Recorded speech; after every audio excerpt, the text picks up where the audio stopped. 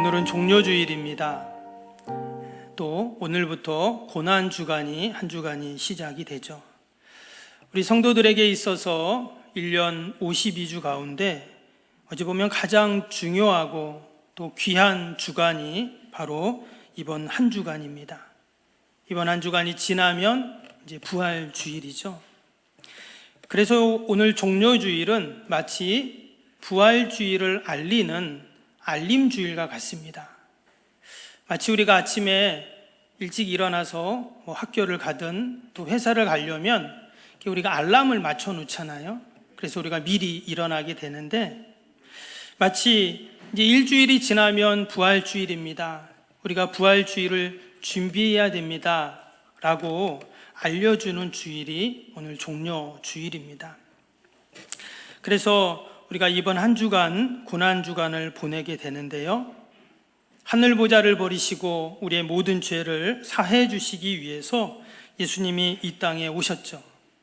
그리고 지난 3년 반 동안 말씀하시고 보여주시고 또한 행하신 모든 진리와 기적과 기사들을 하나님은 어찌 보면 이 한 주간 우리 주님을 통해서 다 보여주셨다고 해도 과언이 아닙니다. 그래서 예수님은 마치 하나님 나라 가시기 전에 하늘에서 가지고 오신 모든 은혜와 복을 다 쏟아 놓으신 날이 바로 이 고난주간입니다.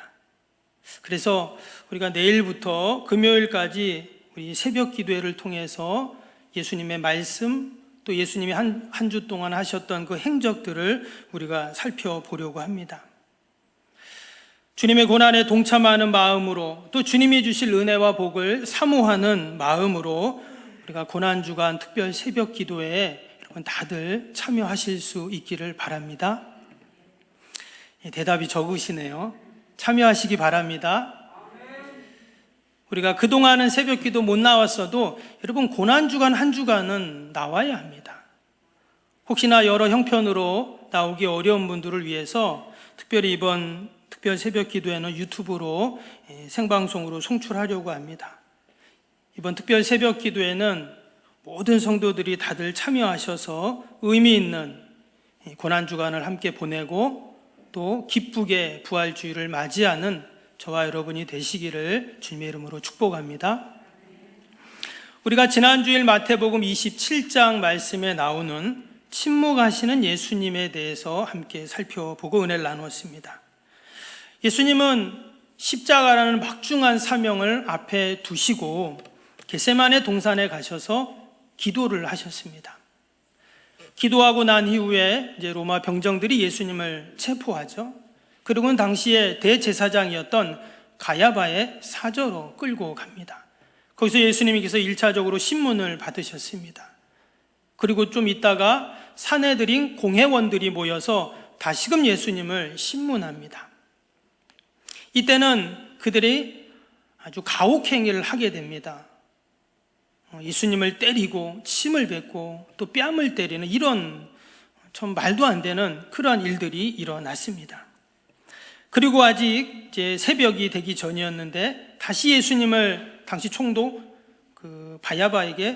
총독 빌라도에게 데리고 갑니다. 그곳에서 또다시 예수님은 또 재판과 신문과 모욕을 당하시면서 마지막에 십자가형을 이제 언도받게 되죠. 근데 이런 모든 일련의 과정 속에서 예수님께서는 처음부터 끝까지 침묵을 하셨습니다. 너무나 억울하고 부당하고 말도 안 되는 신문이고 재판이었지만 그리고 예수님은 변호할 기회도 있었습니다. 자신의 무죄와 오해를 충분히 그렇게 반론을 제기하실 수 있으셨지만 예수님은 침묵하셨죠. 왜 그러셨는가? 바로 우리의 구원을 위해서 하나님의 뜻을 이루기 위해서 그랬습니다. 특별히 예수님의 침묵은 한 영혼을 구원하는 놀라운 침묵이었죠. 여러분 예수님 대신 누가 풀려났습니까? 가야바라는 사람이 풀려났어요. 가야바는 당시에 무시무시한 죄인이었습니다. 그런데 예수님이 그를 대신하여 죽으신 것이죠. 지금도 주님의 십자가, 주님의 그 침묵은 수많은 이 땅에 바라바들을 살리고 구원하십니다. 그리고 그 바라바 중에 한 명이 바로 저와 여러분들인 줄로 믿습니다. 우리가 이 사순절을 보내면서, 특별히 이 고난주간을 보내면서 나를 구원하신 그 주님의 십자가, 또 그 주님의 침묵을 우리가 깊이 묵상하는 여러분 복된 한 주간이 꼭 되실 수 있기를 축복합니다. 오늘은 절규하시는 예수님이라는 제목으로 말씀을 전하겠습니다. 오늘 말씀은 예수님이 십자가에서 하신 가상 7원 중에 네 번째에 해당되는 말씀입니다. 가상 7원이라고 하면 예수님께서 십자가에 달리셔서 죽기 전에 마지막으로 하신 7가지의 말씀이죠. 사복음서에 보면 그 가상 7원이 골고루 잘 기록이 되어 있습니다. 한번 띄워주시면 그 가상 7원을 한번 잠깐 보면, 첫 번째가 아버지 저들을 사하여 주옵소서, 하나님께 하는 그런 고백이죠. 자기들이 하는 것을 알지 못함이니이다. 두 번째는 내가 진실로 내게 이르노니 오늘 내가 나와 함께 낙원에 있으리라. 옆에 있는 강도에게 하신 말씀이었습니다. 여자여 보소서 아들이니이다 보라 내 어머니라. 육신의 어머니 마리아와 또 제자 요한에게 했던 말이죠. 또 오늘 본문에 나오는 엘리 엘리 라마 사박다니, 그 절규하시는 그러한 말씀입니다. 또 내가 목마르다 다 이루었다, 예수님의 고백이고 독백입니다. 그리고 마지막에는 아버지 내 영혼을 아버지 손에 부탁하나이다, 하나님을 향하여 하신 그러한 말씀이죠. 그 7마디를 하시고 예수님께서 이제 운명을 하시게 됩니다. 그래서 교회는 이 예수님의 마지막 7마디의 말씀을 아주 귀하고 소중하게 지금까지 여겨왔습니다. 오늘 본문은 이 가상 7원 중에 네 번째 해당되는 그런 말씀입니다. 엘리 엘리 라마 사박다니. 근데 다른 그 예수님이 하신 말씀과는 조금 이 발음이 좀 다릅니다. 그래서 이 지금 엘리 엘리 라마 사박단이라는 말은 당시 시브리어 중에 그 방언인 아람어였습니다. 유대인들이 일반적으로 사용하는 그러한 이제 언어였는데요. 그 뜻이 오늘 말씀에 나오는 것처럼 나의 하나님, 나의 하나님, 어찌하여 나를 버리시나이까. 말 그대로 예수님의 탄식이고 절규였다는 것입니다. 우리가 지난주에는 침묵하시는 예수님에 대해서 살펴보았는데요. 지금 예수님께서 절규를 하고 계셨다는 거예요. 그동안 예수님이 쭉 침묵하셨는데, 그 어마어마한 고통 속에서도 침묵하셨는데 지금 절규를 하고 계시다는 거예요. 왜 예수님께서 이처럼 절규하시는가? 여기에 담긴 영적인 의미가 무엇인가? 우리가 오늘 함께 살펴보려고 합니다. 먼저 45절을 한번 보시면 45절에 이렇게 시작이 되죠. 제6시로부터 온 땅에 어두움이 임하여 제9시까지 계속되더니, 여기에 보면 제6시로부터라는 말이 이제 나왔는데요. 여기서 말하는 6시라는 것은 12시를 말합니다. 근데 원래 예수님께서는 그 전에 바로 3시에 이미 십자가에 달리십니다. 3시라면 오전 9시를 말하죠. 그래서 예수님이 오전 9시부터 제9시라고 하면 오후 3시입니다. 그러니까 6시간 동안 손과 발이 대못에 박혀서 옆구리에 창이 찔려서 머리에 가시관을 쓰시고 그렇게 나무 십자가에 달려 계셨습니다. 여러분, 너무 끔찍한 일입니다. 지금 6시간을 나무에 매달려 있는 게 아니라 손과 발에 큰 대못이 박혀서 가시관을 꽉 쓰시고 옆에는 그 로마 병장이 창을 찔렀습니다. 지금 예수님께서 더 이상 육신의 고통을 이기지 못하시고 오후 3시에 이제 운명을 하시게 됩니다. 그래서 오늘 50절에 보니까 예수께서 다시 크게 소리 지르시고 영원히 떠나시니라 했습니다. 6시간 동안 참고 또 참고 계셨지만 결국은 그 영혼이 떠나는, 그래서 이 마태복음에는 영혼이 떠났다고 하지만 마가복음, 누가복음을 보면 예수님이 숨지셨다 이렇게 이야기를 하고 있습니다. 그런데 하나같이 이 복음서에 공통적으로 기록하는 것이 뭐냐면 오늘 50절에도 나오지만 예수님이 죽기 바로 직전에 다시 크게 소리를 질렀다, 이 말씀을 기록하고 있어요. 그래서 학자들이 연구를 해보니까 과연 예수님께서 마지막 숨을 거두시기 전에 다시금 크게 소리를 질렀는데 무슨 소리를 지르셨을까? 이전에 예수님이 부당하고 억울하고 말도 안 되는 큰 그 재판과 신문과 거짓 증언들 앞에서도 예수님은 침묵하셨다 했죠.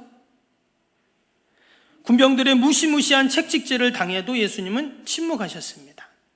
그 무거운 십자가를 지고 골고다 언덕, 무려 300m나 되는 그 골고다 언덕을 오르시면서 이리 넘어지고 저리 넘어지고, 그래도 예수님은 침묵하셨어요. 그런데 지금 예수님이 마지막 크게 소리를 지르셨어요. 당연히 그 소리는 고통의 소리고 절규하는 탄식의 소리였을 것입니다. 그럼 과연 그 소리가 어떤 절규고 탄식이었는가? 바로 그 앞에 나오는 46절에 나오는 엘리 엘리 라마 사박다니를 예수님이 다시 한번 외치셨다라고 그렇게 이제 해석을 합니다. 지금 예수님이 죽기 바로 직전에 소리를 지르십니다. 이미 지금 46절에 엘리 엘리 라마 사박다니, 나의 하나님 어찌하여 나를 버리십니까? 우리는 그냥 읽었지만 사실 예수님이 남은 모든 힘을 다 동원해서 절규하듯 외치셨어요. 그리고 나서 조금 있다가 다시 또 그 큰 소리로 엘리 엘리 라마 사박다니를 외치셨다는 거예요. 마치 하나님이 예수님의 말씀을 못 들은 것으로 생각하고, 왜 하나님 저를 버립니까? 하나님 제 말이 들립니까? 하면서 또다시 예수님이 외쳤다는 거예요. 여러분, 이것이 예수님이 하신 말씀이 아니고 그냥 일반 사람이 했다면 어떨까요? 그러면 사실 믿음 없는 말이거든요. 왜 나를 버리십니까? 예수님이 아무리 고통이 심해도 마지막까지 침묵하셨는데, 그럼 정말 이 마지막에 이처럼 믿음 없는 말씀을 하셨는가? 가상치론 중에 가장 이해하기 힘들고 납득하기 어려운 말씀이 바로 이 네 번째 말씀입니다. 예수님은 마치 십자가에서 하나님을 원망하듯 절규하고 있어요. 왜 하나님 나를 버리십니까? 도대체 이유가 뭡니까? 이 고통을 주십니까? 이렇게 절규하세요. 그런데도 하나님은 아무런 응답을 안 하십니다. 아무리 절규하고 그 피를 토하는 외침이 있어도 하나님은 침묵하세요.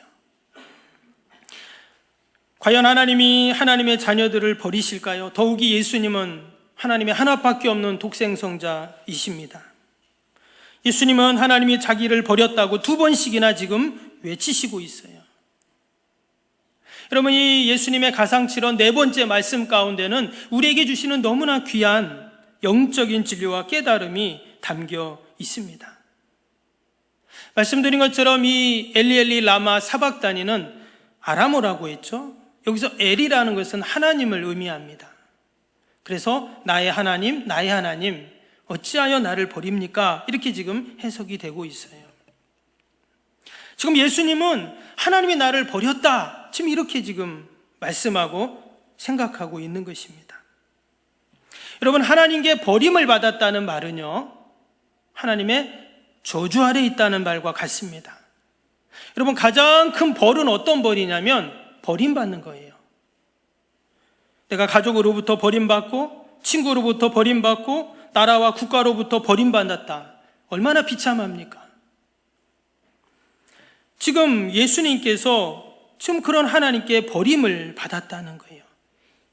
이보다 더 큰 저주는 없는 것이죠. 예수님은 하나님께 완전히 지금 버림받아 저주 아래 놓여 있습니다. 그래서 예수님의 죽음은 단순한 죽음이 아니었어요. 여러분, 구약의 제사를 보면 사람들이 죄를 지면 어떻게 했습니까? 희생 제물을 가지고 성전으로 갑니다. 제사장을 찾아가요.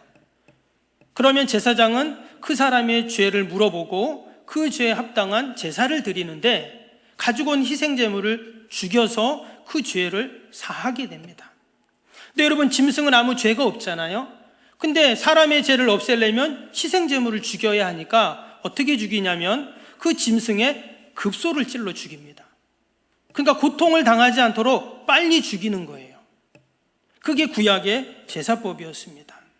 죄값은 치러야 되니까, 죄값을 치르는 방법은 죽음이니까 어쩔 수 없이 죽어야 되는데 고통당하지 않게 빨리 죽인다는 거예요. 그래서 예수님도 우리의 죄를 위해 십자가에서 죽으셔야 하는데 그냥 죄를 사하기 위해서 빨리 죽으시면 되잖아요.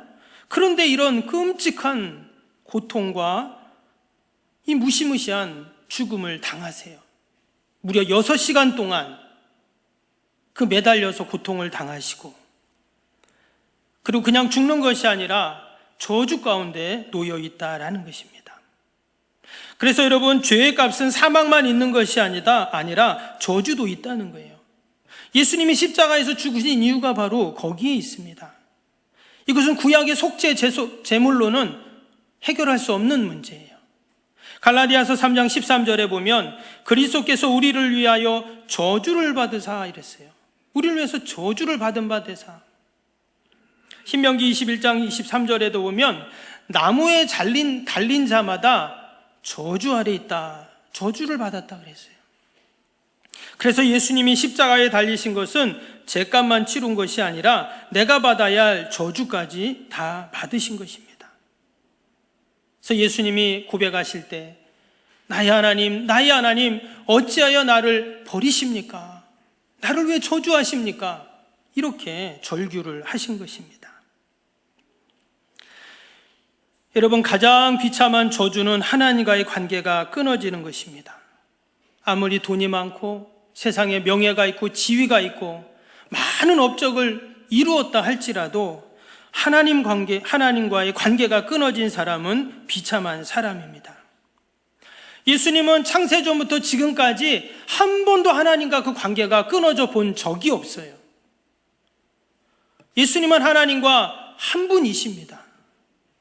그런 성자 하나님께서 지금 버림받고 거부당하고 지금 저주 아래 놓여 계십니다. 도저히 있을 수 없는 그러한 일이죠. 지금 예수님이 당하는 6시간 동안 십자가에서 고통도 어마어마한 고통이었지만 하나님과 분리되는, 그래서 저주 아래 놓이는 이 영적인 고통이야말로 육적인 고통과는 비교할 수 없는 고통이세요. 그래서 지금 예수님이 4번째 가상칠언 말씀, 어찌하여 나를 이처럼 버리십니까? 라고 2번씩이나 그렇게 외치셨던 것입니다. 또 여러분, 예수님의 이 절규는 원래 누가 해야 할 절규일까요? 바로 내가 해야 할 절규인데 예수님이 대신 해 주신 것입니다.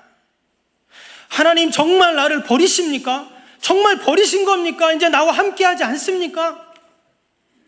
혹시 이런 기도, 혹시 이런 절규 해보신 적 있으세요? 한 번쯤은 있을지도 모릅니다. 그래서 예수님의 이 절규는 한편으로는 가슴이 아프지만 다른 한편으로는 감사한 절규예요. 왜냐하면 주님이 이 절규 때문에 지금 저와 여러분들이 은혜 가운데 여러분 사는 줄로 믿습니다. 더 이상 우리는 하나님께 버림받는 일이 없습니다. 세상 사람들은 나를 버려도, 아니 사람들이 나를 다 떠날지라도 여러분, 하나님은 절대 나를 버리지 아니하시고 함께 하실 줄로 믿습니다. 하나님이 나를 버릴래도 버릴 수가 없어요. 왜? 이미 예수님께서 그 고통을, 저주를 다 당하시고 우리를 위하여 대신 다 절규하셨기 때문에 더 이상 우리는 절규할 필요가 없고 이제는 오직 우리는 하나님의 은총 가운데 사는 자들인 줄로 믿습니다. 그런데 여전히 죄의 종로를 타고 허무에 굴복하는 사람들이 있습니다.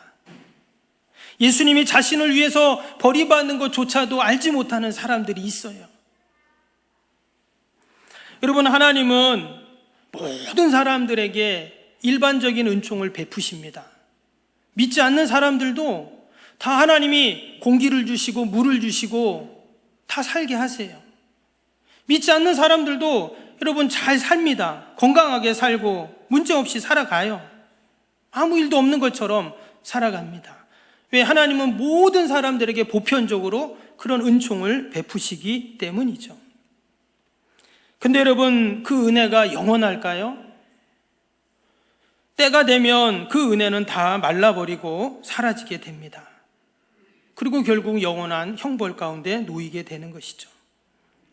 그런데 예수님께서 이미 십자가에서 나를 위해서 그처럼 내가 받아야 할 형벌과 저주를 다 받으셨기에 여러분, 우리는 날마다 하나님의 은혜 가운데 사는 줄로 믿습니다.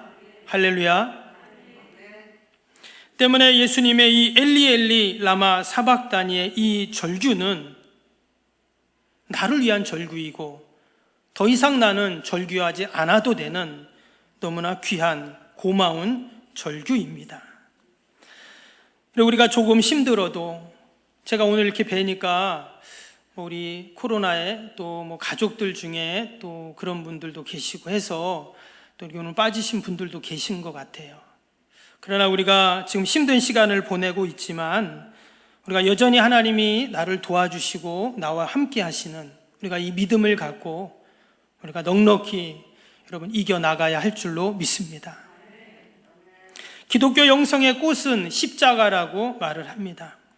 2000년 교회사를 보면 수많은 영성훈련의 과정 가운데 늘 십자가가 있었습니다. 그런데 때로는 이 십자가가 너무 미화되거나 또 이 십자가가 너무 단순화돼서 하나님이 우리를 향하신 그 십자가의 사랑을 우리가 오해하는 경우가 있다는 거예요. 무슨 말이냐면 여러분, 십자가는 단순한 기독교의 상징이 아니죠. 지금 예수님이 십자가형을 당하셨는데 절규하시는 이런 어마어마한 고통이 있으셨어요. 뭐 영적인 고통은 말할 것도 없고 육적인 고통도 마찬가지입니다. 그래서 그 십자가에서 신음하고 절규하고 그 무시무시한 고통 가운데 수많은 사람들이 그렇게 죽어갔습니다. 오래전에 예루살렘에서 한 무덤이 발견이 되었는데요. 1968년 6월 달에 예루살렘의 히브리 대학 근처에 그 전망산이라는 곳이 있는데 거기서 인근 도로를 공사하던 인부들이 하나의 무덤을 발견하게 됩니다. 그래서 학자들이 조사를 해봤더니 이제 고대 무덤인 거예요. 그 무덤 안에는 이제 석관묘, 그러니까 당시 이 유대인들은 무덤을 어떻게 썼냐면 사람이 죽으면 이제 일단은 그 무덤 안에 넣어놨다가 썩고 부패하면 그 뼈를 가져다가 이제 석관에 넣습니다. 그리고는 또 다시 이제 그 무덤 안에 넣어놓고 그래서 거의 가족묘로 이렇게 무덤을 사용을 했어요. 그래서 이제 가족묘를 이제 발견을 하게 됐는데 그 무덤이 보니까 그 제2성전 시대 때 무덤이라는 거예요. 제2성전이라는 것은 이스라엘 백성들이 바벨론 포로하고 돌아와서 이제 수룹바벨 성전을 짓게 되죠. 바로 그때를 의미합니다. 그때 있었던 가족의 무덤이라는 거예요. 그래서 그 무덤을 살펴보니까 무덤 안에 8개의 돌상자가 석관묘가 있었고 35개의 뼈가 보관되어 있었습니다. 근데 아주 크게 그 눈길을 끄는 것이 있었는데 뭐였냐면 어떤 뼈에 대못이 박혀 있었다는 거예요. 그리고는 그 다리뼈가 꺾여 있었고 두 발은 포갠 채 그렇게 발목에 그 큰 못이 관통해 있었다는 겁니다. 그래서 그 뼈를 당시 히브리 대학 의과 교수인 하스 교수라는 분이 연구를 해봤는데 이 뼈는 2개의 발꿈치 뼈에 하나의 큰 쇠못이 박혀 정강이 부분은 의도적으로 꺾여 있는 전형적으로 십자가에서 죽은 사람의 뼈입니다. 이렇게 발표를 했어요. 이 뼈의 주인공은 그 두 발이 거의 평형으로 이렇게 나란히 포개져 있었고요. 거기에 약 7인치, 그러니까 17cm에서 18cm 되는 큰 대못이 박혀 있었고 그리고 그 못에는 당시에 감람나무 조각이 붙어 있었다고 합니다. 그러니까 그 나무를 관통해서 뼈를 관통해서 못이 박혔던 거예요. 학자들의 연구에 의하면 이 사람은 신장이 167 정도의 20대 후반의 남자였다고 합니다. 그리고 그 연대를 추정해 보니까 주후 7년 유대인들의 반란을 일으켰을 때부터 약 AD 70년, 그러니까 예루살렘이 멸망할 때죠. 그때 사이에 정도에 죽었던 사람이다, 이렇게 이야기를 합니다. 누구의 뼈인지는 정확히 알 수 없어요. 그러나 분명한 것은 바로 이 십자가의 사건이 결코 상상 속의 공허한 사건이 아니라는 거예요. 기독교에서 미화시킨 사건이 아니라는 거예요. 실제로 당시에 그렇게 십자가형을 처형당하는 사람들이 있었다는 거죠. 그리고 그 십자가에서 죽어간 수많은 죄수들은 고통에 절규를 했습니다. 그리고 우리가 손에 조금만 가시만 박혀도 얼마나 아픕니까? 손에서 열이 나고 막 거기에 신경이 쓰이고. 그런데 하나님은 그 아들이 죽는 그 십자가를 가슴에 박히게 됩니다. 여러분, 하나님의 마음이 어땠을까요? 당연히 비명을 지르고 절규하는 것이죠. 그래서 예수님의 절규는 사실 하나님의 절규입니다. 그런데 그 절규 때문에 더 이상 저와 여러분은 이 땅에서 절규할 이유가 없고 탄식할 이유가 없습니다. 우리가 한 주간도 나를 위해 대신 절규하신, 십자가에서 죽으신 그 주님을 우리가 깊이 묵상하는 그냥 고난주간 한 주간이 될 수 있기를 바랍니다. 그래서 다음 주일 부활주일 때 맹숭맹숭하게 우리가 주님을 만나서는 안 됩니다. 내가 죽어야 되는데 누가 나 대신 죽었다면 그 사람을 만나는데 어떻게 우리가 맹숭맹숭 만날 수가 있겠어요? 여러분, 예수님의 이 십자가 사건은 그냥 성경 속에 있는 그냥 역사적인 일로 우리가 그냥 생각해서 마칠 일이 아닙니다. 나를 위해서, 아니 내가 죽어야 되는데, 내가 절규해야 되는데 나 대신 절규하고 나 대신 죽으신 주님의 사건이죠. 다시 한번 우리가 오늘 종료주일 맞이하고 또 고난주간 시작되면서 우리가 십자가를 깊이 묵상하고, 그래서 다음 주일 감격적으로 또 하나님을 찬양하는 여러분 부활주일이 되기를 주님의 이름으로 축복합니다.